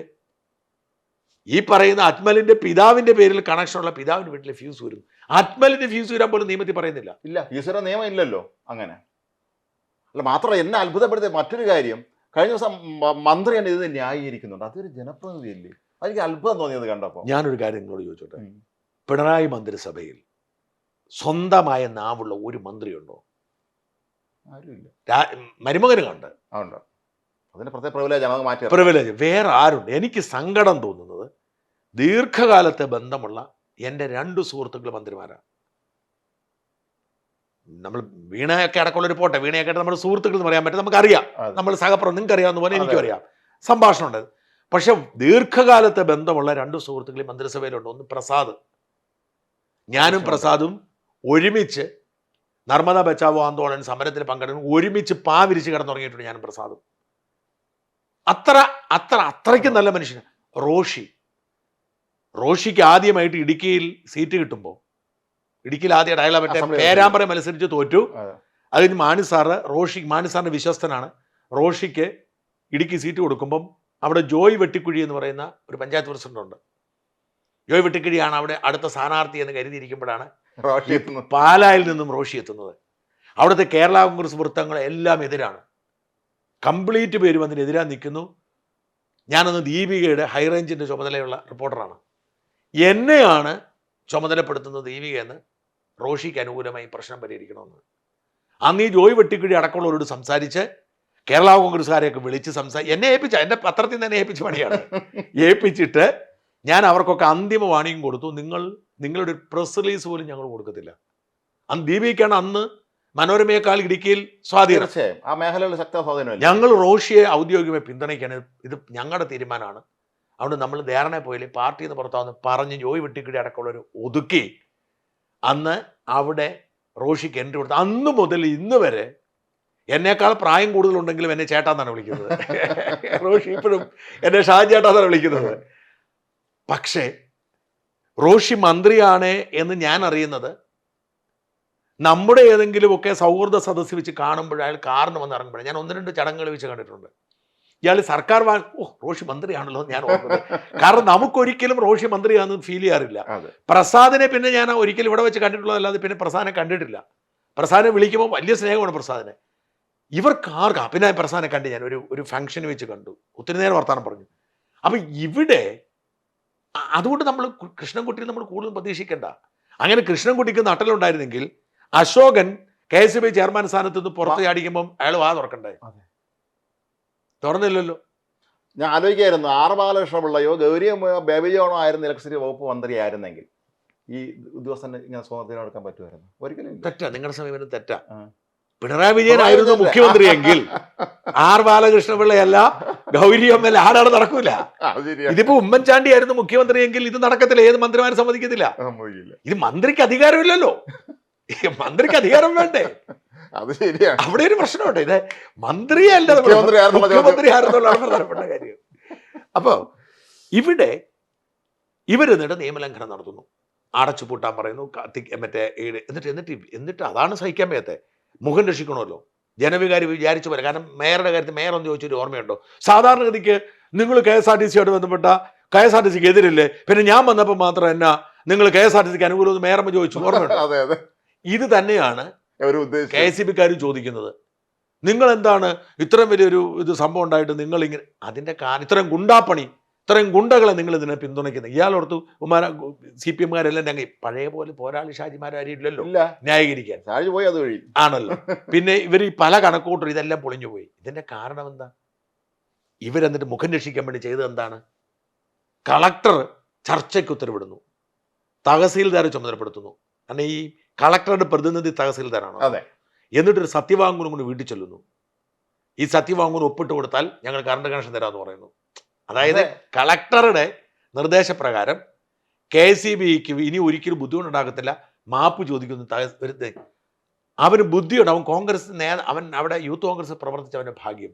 അഥവാ അവന് ഒപ്പിട്ട് കൊടുത്താൽ അവൻ മറ്റേ കേസിൽ ശിക്ഷിക്കപ്പെടും. ഉറപ്പല്ലേ, കുറ്റം സമ്മതിക്കുകയല്ലേ? ഇപ്പൊ ഞാൻ പറഞ്ഞത് എൻ്റെ ഭാര്യയ്ക്കെതിരെ, എന്നോട് പക വീട്ടാൻ വേണ്ടിയിട്ട് എൻ്റെ ഭാര്യയ്ക്കെതിരെ 24 ന്യൂസ് തുടർച്ചയായിട്ട് സീരിയൽ ഞങ്ങളുടെ കേസ് കോടതി നിൽക്കുക. അപ്പൊ ഈ കണ്ട ആവേശം പോന്നിട്ട് എൻ്റെ നാടിൻ്റെ അടുത്തുള്ള നാട്ടിൽ, എൻ്റെ നാട്ടിൽ ആരും നമ്മളെ കുറിച്ച് മോശം പറയത്തില്ല, എൻ്റെ ഗ്രാമത്തിന് തൊട്ടടുത്തുള്ള ഗ്രാമത്തിലെ ഒരു DYFIക്കാരൻ വളരെ മോശമായ ഒരു പോസ്റ്റ് ഇട്ടു. അപ്പോൾ ആ വൈഫ് കൊണ്ട് പരാതി കൊടുത്തു. വൈഫ് പരാതി കൊടുത്തപ്പം പോലീസല്ലേ, പിണറായിയുടെ പോലീസല്ലേ, കേസ് എടുക്കാൻ വേണ്ടി ഒരു കേസ് എടുത്തു. 120 IT ആക്ടിലെ 120 മറ്റേ എടുത്തില്ല, സ്ത്രീത്വത്തെ അപമാനിക്കുന്നത് എടുത്തില്ല. 120 എന്ന് പറയുമ്പം വേണമെങ്കിൽ ഫൈൻ അടച്ച് മാറാം. അപ്പോൾ അവൻ്റെ വക്കീൽ ഉപദേശിച്ചു, എടാ 2000 രൂപ ഫൈൻ അടച്ചാൽ തീരും. അവൻ 2000 രൂപ ഫൈൻ അടച്ചു. അപ്പം ക്രിമിനൽ കേസിന് ഒഴിഞ്ഞു. പക്ഷെ അവൻ കുറ്റം സമ്മതിച്ചു. 5 ലക്ഷം രൂപ നഷ്ടപരിഹാരം ആവശ്യപ്പെട്ടുകൊണ്ട് 5 ലക്ഷം ഒരു സിവിൽ കേസ് കൊടുത്തിട്ടുണ്ട്. ആ സിവിൽ കേസിൽ ഇതിൽ കൂടി എവിഡൻസ് എന്നാ വേണ്ടേ? കാരണം അവൻ ക്രിമിനൽ കേസിൽ ഞാൻ കുറ്റം സംബന്ധിച്ച് പിഴ അടച്ചു. ഇത് നിയമത്തിന്റെ ഒരു ഇവിടെ സംഭവിച്ചു. ഇവൻ ഒപ്പിട്ട് കൊടുത്തായിരുന്നെങ്കിൽ ഇവൻ KSEB ഓഫീസ് അടിച്ചെന്നും തകർത്തെന്നും നോക്കാൻ എന്തായാലും കൊടുത്തില്ല. അവരുടെ അവസ്ഥ ആലോചിച്ച് ഒപ്പിടാഞ്ഞിട്ടും കറണ്ട് കൊടുക്കേണ്ടി വന്നു. ഇവർക്കാരും നിയമലംഘനമാണ്, അവർ പൂർണ്ണമായും തോറ്റു. അപ്പൊ ഈ KSEB എന്ന് പറയുന്ന, ഞാൻ പറഞ്ഞു വരുന്നത് KSEB എന്ന് പറയുന്ന വെള്ളാന, ഈ ഭീകര വെള്ളാന ആദ്യം ജനങ്ങളുടെ കാര്യത്തിൽ കുറച്ചുകൂടെ മാന്യമായ സമീപനം ഉണ്ടാക്കണം, വേണ്ടേ? അതെ. അല്ല, ഇപ്പം നമ്മളെയൊക്കെ സംബന്ധിച്ച് പലപ്പോഴും നമ്മൾ വീട്ടിൽ പാതിരാത്രി കറണ്ട് പോകുമ്പോൾ വിളിച്ചാലൊക്കെ അവർ കൃത്യമായിട്ട് വന്ന് ഒന്നാക്കുകയൊക്കെ ചെയ്ത് നമ്മൾ തിരിച്ച് ഫോൺ ചെയ്യുന്ന കാര്യങ്ങളൊക്കെ നമ്മൾ നിഷേധിക്കുന്നില്ല, അത് സത്യമാണ്. പക്ഷേ എങ്കിൽ പോലും ഇത്തരത്തിലുള്ളൊരു സംഭവം ഒരിക്കലും നമുക്ക് കേരളത്തിൽ സങ്കല്പിക്കാൻ പറ്റില്ല. ഇവരെല്ലാം പറയാറുണ്ടല്ലോ, UP മോഡലും സാധാരണ പറയാറുണ്ട് ഇത്തരം നടപടി ഉണ്ടാകുമ്പോൾ. UPയിൽ സാധാരണ പാവപ്പെട്ടവനെ വീട്ടിൽ ചെന്നല്ല അവിടെ ചെയ്യാറുള്ളത്. അവിടെ ക്രിമിനൽ കേസ് പ്രതിയായവന്മാർ സർക്കാരിന്റെ ഭൂമി കൈയേറിയവനും ഗുണ്ടകളെയൊക്കെ തന്നെ അവിടുത്തെ പോലീസ് കൈകാര്യം ചെയ്യാറുള്ളത്. അതൊക്കെയാണ് ഈ നിങ്ങളിത് ചെയ്യുന്ന തിരുവനന്തപുരത്തായതുകൊണ്ടാണ്. തിരുവനന്തപുരത്ത് അങ്ങനെ കറണ്ട് പോക്കില്ലല്ലോ, ഉണ്ടെങ്കിലും അവർ വളരെ കുറവാണ്. അതെന്ന് വെച്ചാൽ തിരുവനന്തപുരത്തെ മന്ത്രിമാരും VIP, ഞാൻ തിരുവനന്തപുരം കേരളത്തിൽ മറ്റൊരിടത്തും ഇല്ലാത്ത കുറവായിട്ടുള്ള വാഹന പരിശോധന തിരുവനന്തപുരത്തുള്ളൂ. കാരണം ഈ പോലീസുകാരൻ വന്ന് പരിശോധിച്ചു കഴിഞ്ഞാൽ ഇവൻ ചിലപ്പോൾ മന്ത്രിയുടെ PAയുടെ അളിയനോ, അതുകൊണ്ട് ഇവർ വിടുക. അതുകൊണ്ട് തിരുവനന്തപുരം ഭയങ്കര സേഫാണ് ഒന്ന്. പിന്നെ ഇവിടുത്തെ, പക്ഷെ തിരുവനന്തപുരത്തിന് പുറത്തേക്ക് നിങ്ങൾ നോക്കുക, PC ജോർജ് രാത്രി നമ്മൾ കേട്ടതല്ലേ. അന്ന് PC ജോർജ് ഹീറോ ആയത് എന്തുകൊണ്ടാണ്? ഇത് ഇവരുടെ അവസ്ഥ ഇതായതുകൊണ്ടാണ്. ഇനി മറ്റൊരു കാര്യം കൂടി പരിഗണിക്കും. ഈ KSEB ജീവനക്കാർക്ക് ഇത്രയധികം ഉയർന്ന ശമ്പളമൊക്കെ കൊടുക്കുന്നതിന്റെ പ്രധാനപ്പെട്ട മാനദണ്ഡം എന്ന് പറയുന്നത് റിസ്ക് ഉള്ള ജോലിയാന്ന് പറഞ്ഞാൽ റിസ്ക് ഉണ്ടല്ലോ. പക്ഷെ രണ്ട് കാര്യങ്ങൾ ആരും മറന്നു. ഈ റിസ്ക് എവിടെയാണ്? റിസ്ക് ലൈൻമേനാണ്. ലൈൻമേനാണ് റിസ്ക്. കാരണം എന്ന് വെച്ചാൽ ഈ കറണ്ട് കയറണം. പക്ഷെ ഇവരെന്നാ ചെയ്യുന്നറിയാമോ? കംപ്ലീറ്റ് വർക്കും കോൺട്രാക്ട് കൊടുത്തിരിക്കുക. KSEB എന്ന് പറഞ്ഞ ജീപ്പുകൾ പോകുന്ന കാണാറില്ലേ? കംപ്ലീറ്റ് ഈ റിസ്ക് മുഴുവൻ അനുഭവിക്കുന്നത് പാവപ്പെട്ട കോൺട്രാക്ടർമാരാണ്. KSEBയിലെ കോൺട്രാക്ടർമാരുടെ, എനിക്കിപ്പോൾ എൻ്റെ നാട്ടിലെ എൻ്റെ സുഹൃത്തുക്കൾക്ക് കോൺട്രാക്ടർമാരുണ്ട്. ഈ മരിച്ചു പോവാറുണ്ട്, അടിച്ചു കിട്ടി താഴെ വിടാറുണ്ട്, മെനക്കെട്ട് പണിയുണ്ട്. ഇവർക്ക് ഒരു സംരക്ഷണവും ഇല്ലെന്ന് മാത്രമല്ല, ഇവർ ഈ പാവങ്ങൾ കൊടുക്കുന്ന ബില്ല് പാസ്സായി കിട്ടത്തേ ഇല്ല കോൺട്രാക്ടർമാർക്ക് കൊടുത്തിട്ട്. പിന്നെ ഇനി അല്പം റിസ്ക് ഉണ്ടെങ്കിൽ ലൈൻമാൻ ഉണ്ടെന്ന് വെച്ചോളൂ. പണിയെടുക്കുന്ന ലൈൻമാൻ റിസ്ക് ഉണ്ട്, പണിയെടുക്കുന്നവർക്ക് റിസ്ക് ഉണ്ട്. ഓഫീസിലിരിക്കുന്ന എക്സിക്യൂട്ടീവ് എഞ്ചിനീയർക്ക് അങ്ങനെ എന്ത് റിസ്ക്? അവിടുത്തെ ക്ലാർക്ക് റിസ്ക്? ഒരു റിസ്കും ഇല്ല. ഒരു റിസ്കും ഇല്ല. അവർക്ക് ഈ റിസ്കിന്റെ പേര് ശമ്പളം കൊടുക്കുന്ന തോന്നിയാസന്മാർ കാണിക്കുന്നത്. പിന്നെ ഞാൻ പറഞ്ഞില്ല, KCB ഒരു പ്രശ്നം. ഇപ്പം നമ്മുടെ തൊട്ട അയൽപക്കത്തെ വീട് രേണു എന്നോട് ഈ മെസ്സേജ് കണ്ടിട്ട് എന്നെ കാണിച്ചിട്ട് പറഞ്ഞു, ഒരു പടം ഇട്ട് തന്നു. രേണുവിൻ്റെ ആ വീടിൻ്റെ മുറ്റത്ത് ആ പുറവശത്ത് ഒരു സ്റ്റേ വയർ കെട്ടിയിരിക്കുകയാണ്. രേണു ഫാമിലിയും കുവൈറ്റിലുണ്ടായിരുന്നപ്പം അവർ വന്ന് ഈ പറമ്പിൽ, ഇവരുടെ പറമ്പിൽ കയറി അനുമതിയില്ലാതെ സമ്മതപത്രമില്ലാതെ സ്റ്റേ വയർ ഇട്ടിട്ട് പോയി. തിരിച്ചു വന്നപ്പോൾ സ്റ്റേ വയറായി എന്ന് തരാൻ പറ്റത്തില്ലല്ലോ. അപ്പോൾ ആരോ പറഞ്ഞു ഇത് മാറ്റി വെക്കാമെന്നുള്ള, അവർക്ക് ഇഷ്ടം പോലെ ഇടയിൽ അപേക്ഷ കൊടുക്കാം. ഞാൻ അപേക്ഷ കൊടുത്ത് പറയും 30,000 രൂപ തരുവാണെങ്കിൽ ഏത് അവരുടെ പറമ്പിൽ നമ്മൾ പൈസ കൊടുക്കണം. എല്ലാം പൈസ. അവന്മാർക്ക് കറണ്ടിന്റെ കാശ് കൊടുക്കാൻ അളക്കാൻ വേണ്ടി അവന്മാർ കൊണ്ട് വെക്കുന്ന മീറ്ററിന് നമ്മൾ വാടക കൊടുക്കണം. ആലോചിക്കേ, നമ്മൾ വാടക കൊടുക്കണം. നമ്മുടെ പറമ്പിൽ കൊണ്ടുപോയി സ്റ്റേ വെയർ വെച്ചിട്ട് അതൊന്ന് മാറ്റിത്തരാമെന്ന് ചോദിച്ചാൽ നമ്മൾ 30,000 കൊടുക്കണം. പോസ്റ്റ് ഇടാൻ നമ്മൾ കാശ് കൊടുക്കണം. അതെ. എന്തിന്? എൻ്റെ ചോദ്യം, കറണ്ട് നിങ്ങൾ ഒരു സാധനം മേടിച്ചാൽ നിങ്ങളുടെ വീട്ടിൽ കൊണ്ട് സാധനം തരിക. ഞാൻ വിദേശത്ത് താമസിച്ചിട്ടുള്ള ആളാണ്. അവിടെ നിന്ന് കറണ്ട് നമുക്ക് ഏത് കമ്പനി വേണമെങ്കിലും മാറാം. ഓൾറെഡി കണക്ഷൻ ഉണ്ട്. നമ്മൾ ഈ കമ്പനിയുടെ കണക്ഷൻ വേണം നോക്കുന്നു, അടുത്ത കണക്ഷൻ ആവുന്നു. നമ്മൾ എന്തിനാ കാശ് കൊടുക്കുന്നത്? പോസ്റ്റ്മാരുടെ കണക്ഷൻ. നമ്മുടെ ഈ ഓഫീസിൽ ഇരിക്കുന്നിടത്തേക്ക് കറണ്ട് കേബിൾ ഇടാനന്മാർ തീരുമാനിച്ചു. അതായത് റോഡിന്റെ സൈഡ് നമുക്ക് നോട്ടീസ് വന്നിരിക്കുകയാണ്, 60,000 രൂപ കെട്ടിവെക്കണം. നമ്മൾ കെട്ടിവെക്കണം. കെട്ടിവെച്ചില്ലേ കറണ്ട് ഇല്ലല്ലോ. ഈ ചെയ്യുന്ന പണിയുടെ മുഴുവൻ കാശ് നമ്മളോട് മേടിക്കുക. എന്തിനേറെ നമുക്കറിയാമല്ലോ, അതായത് കോവിഡിന് ശേഷം ഇവന്മാർ കോവിഡ് കാലത്ത് മീറ്റർ നോക്കാൻ വന്നില്ല. അന്ന് രാജ്മോഹൻ ഇല്ല നമ്മുടെ കൂടെ. മീറ്റർ നോക്കാൻ വന്നില്ല, മീറ്റർ റീഡിങ്ങിന് വന്നില്ല. അപ്പൊ 2 മാസത്തിൽ ഒരിക്കലാണല്ലോ ബില്ലെടുത്ത് നടക്കുന്നത്. ഇവരെന്ത് ചെയ്തു? ഈ 2 മാസത്തെ ബില്ല് നോക്കാൻ വന്നില്ല. 3-ാം മാസം ലോക്ക്ഡൗൺ കഴിഞ്ഞിട്ട് ബില്ല് വന്നപ്പോൾ ഈ ബില്ല് കൂടി. 2 മാസത്തിൻ്റെ ബില്ലെടുത്തിട്ട് അതിന് 1 മാസത്തേക്ക് കണക്ക് കൂട്ടിയിട്ടാണ് സബ്സിഡി കൊടുക്കുന്നത്. 3 മാസത്തെ ബില്ല് വന്നപ്പോൾ സബ്സിഡിയുടെ പോയി, ശകലയുടെ സബ്സിഡി പോയി. സബ്സിഡി പോകുമ്പോൾ ഒരു പ്രശ്നം എന്താണെന്നറിയാമോ? താഴത്തെ യൂണിറ്റ് മുതൽ വൈദ്യുതി നിരക്ക് കൂടും. എല്ലാവർക്കും നിരക്ക് കൂടി. ഈ വാർത്ത വെളിയിൽ കൊണ്ടുവന്നതും അതിനുവേണ്ടി ഫൈറ്റ് ചെയ്തത് നമ്മളാണ്. അപ്പോൾ അവന്മാർ നമുക്കെതിരെ വീഡിയോ എടുത്തു. അന്ന് നിങ്ങളില്ല. അന്ന് KCB ഔദ്യോഗിക പേജിൽ എന്നെ പരിഹസിച്ചുകൊണ്ട് വീഡിയോ ഞാൻ വിടുവോ? ഞാൻ ഇതിന് പിന്നാലെ പോയി വഹളായി വാർത്തയായി അവസാനം എല്ലാ പത്രങ്ങളും ഏറ്റെടുത്തു. ഏഷ്യാനെറ്റ്, മനോരമയൊക്കെ ഏറ്റെടുത്തു. 300 കോടി രൂപ ഇവർക്ക് ഉപഭോക്താക്കൾക്ക് തിരിച്ചു കൊടുക്കേണ്ടി വന്നു. പിന്നെ കാണുന്ന ഒരു സുപ്രഭാതത്തിൽ മറുനാടൻ ഓഫീസിൽ KCB ഉദ്യോഗസ്ഥന്മാരുടെ പരിശോധനയാണ്. പരിശോധന കഴിഞ്ഞിട്ട് അവർ കണ്ടെത്തി ഇത് ഇവിടെ അച്ചടിക്കുന്ന പ്രസ്സില്ല. നമ്മൾ അച്ചടിക്കുന്ന പ്രസ് ഉണ്ടെന്ന് പറഞ്ഞിട്ടില്ല. ഇല്ല. ഇവിടെ നമ്മൾ വൈദ്യുതി കണക്ഷൻ കൊടുത്തു. മറുനാടൻ മലയാളി ഓൺലൈൻ പോർട്ടലിൽ നിന്ന് അപേക്ഷ കൊടുത്തു. ഇവർ അന്ന് നമ്മളോട് സ്നേഹമാണ്, മീഡിയയോട് സ്നേഹമാണല്ലോ. ഇവർ നമുക്ക് കണക്ഷൻ തന്നു. മീഡിയ എന്ന നിലയിൽ കുറഞ്ഞ നിരക്കുമാണ്. ഇവർ വന്നിട്ട് പറഞ്ഞു ഇവിടെ ഇത് മീഡിയ അല്ല. അതുകൊണ്ട് ഇവരെന്ത് ചെയ്യുന്നറിയാമോ? ഇത് TV ആണ്, കേബിൾ TVയുടെ റേറ്റ്, അത് കൂടിയ റേറ്റാണ്. ആ റേറ്റിലേക്ക് മാറ്റിയെന്ന് മാത്രമല്ല ഏതാണ്ട് 4 ലക്ഷം രൂപ നമുക്ക് പിഴ ചുമത്തി. നമ്മൾ ചെയ്ത കുറ്റത്തിനല്ല, ഞാൻ അടച്ചില്ല. ഞാൻ കൊട്ടാരക്കരയിൽ ഇവരുടെ ഒരു കൺസ്യൂമർ റിഡ്രസൽ ഫോറം ഉണ്ട്, അവിടെ ചെന്നപ്പോൾ കൺസ്യൂമർ റിഡ്രസൽ ഫോറം അവർ ഈ രാഷ്ട്രീയക്കാരെ കയറ്റിയില്ല. അവരവിടെ ഇവിടെയും തൊടാതൊരു വിധി, അതായത് പിഴ പകുതിയായിട്ട് കുറച്ചു. പക്ഷേ നമ്മുടെ പുതിയ റെഗുലേറ്ററി കമ്മീഷൻ്റെ തീരുമാനമാണ്, അതൊന്ന് പുതിയ തുടരാമെന്ന് പറഞ്ഞ് ഉത്തരവിട്ടു. ഞാൻ ഓംബുഡ്സ്മാനിൽ പോയി. ഓംബുഡ്സ്മാൻ നമുക്ക് അനുകൂലമായി നമ്മുടെ പിഴ മുഴുവൻ റദ്ദ് ചെയ്ത് നമ്മളെ തിരിച്ച് പഴയ സ്ഥിതി ഇടണമെന്ന് ഉത്തരവിട്ടു. അപ്പോൾ ഇവരെന്നാ ചെയ്യുന്നത്? സാധാരണ ഇവരിങ്ങനെ ഉത്തരവിട്ടാൽ ഇതുപോലെ ഒരുപാട് ഒരു ഓംബുഡ്സ്മാൻ ഇപ്പോൾ അനുകൂല വിധി മേടിക്കും. പക്ഷേ ഇവർ ഹൈക്കോടതി ഇപ്പോൾ സ്റ്റേ മേടിക്കും. പിന്നെ അവിടെ കിടക്കും. പാവപ്പെട്ടവർ വെയിറ്റ് ചെയ്യാൻ പറ്റും. അതായത് ഒരാളുടെ വീടിൻ്റെ മുറ്റത്ത് കൊണ്ടുപോയി ട്രാൻസ്ഫോമർ വെച്ചു, അവൻ ഫൈറ്റ് ചെയ്ത് ഹൈക്കോടതി ഉത്തരവിട്ടു. പക്ഷേ ഹൈക്കോടതി സ്റ്റേ മേടിച്ചു. ഇതാണ് പരിപാടി. പക്ഷേ ഞാൻ എൻ്റെ ചില സ്വാധീനം ഉപയോഗിച്ചുകൊണ്ട് ഹൈക്കോടതി സ്റ്റേ ചെയ്യുന്നത് തടഞ്ഞ്, എനിക്കറിയാം ഹൈക്കോടതി പ്രദേശം, ഞാൻ എന്ത് ചെയ്തു? ഇത് വിദഗ്ധ ഉപദേശത്തിന് പിടിപ്പിച്ചു.